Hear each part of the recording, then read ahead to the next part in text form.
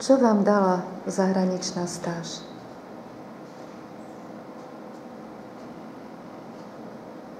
Vďaka mojej stáži som mala možnosť naučiť pripravovať typické maďarské steky, zlepšiť si prácu s závarom a čapovaním vína,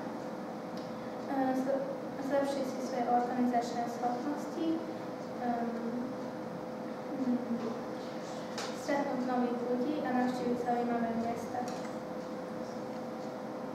Ja som bola na stáži v Nemecku. Zdokonalila som sa hlavne v jazyku.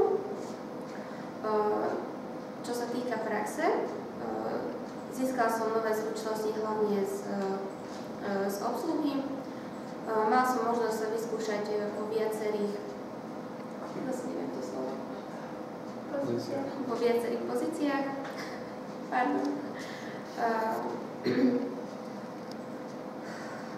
Spoznali sme nových ľudí, získali sme nové zážitky, boli sme v Berlíne, v Lipsku, v Drážďanoch. Veľmi sa mi tam páčilo, hlavne tá mentalita Nemcov. Asi toľko.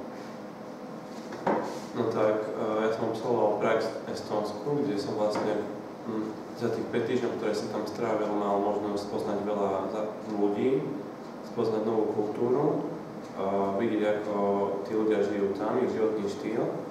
Potom mi to dalo veľa, či už to týka jazykovej stránky, alebo aj zručnosti. A vlastne po tej stáži oni z vlastnej iniciatívy nás zavolali pracovať a pomáhať im na cateringy na ministerstvo alebo na ambasády Estonskej republiky, či už v Berlíne alebo v Bruseli. Aké skúsenosti by ste preniesli k nám na Slovensko? Čistotu, predovšetkým. Ochotu naučiť alebo zaučať nových ľudí. Asi to.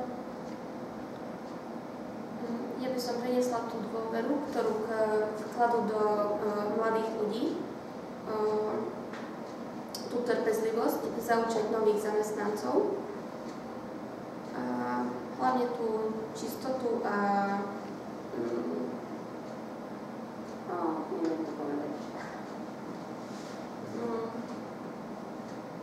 Hlavne, že neboja sa od nového, že neviem to ja povedať. Tak ako hovoríte. Hýbať sa nových vecí. Tie veci, že neboja sa, že majú svoje tradície, ale neboja sa toho, aby používali nové techniky a sa naučili nové veci.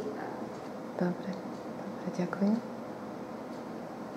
No, mne sa vlastne páčilo to, že ten nápad toho, že využívajú vlastne lokálne farmy a berú z nich viaceré produkty, ktoré potom využívajú v kuchyni a v zariadeniach. A páči sa mi, že vlastne tie farmy môžu podporovať a oni z toho majú vlastne tie suroviny, ktoré sú na vysokej kvalite. Ďakujem veľmi pekne.